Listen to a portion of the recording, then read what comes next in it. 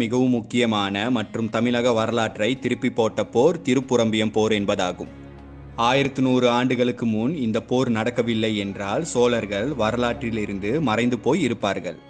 9ஆம் நூற்றாண்டில் தமிழகத்தில் இருந்த மிகப்பெரிய 2 ராஜ்யங்கள் பாண்டியர்களும் பல்லவர்களும் ஆவர்.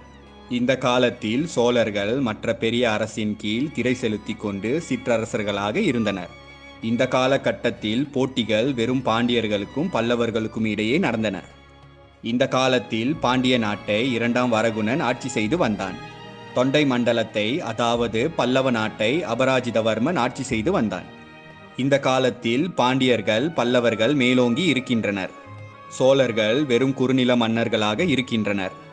இந்த சூழலை மாற்ற வந்தது திருப்புரம்பியம் போர்.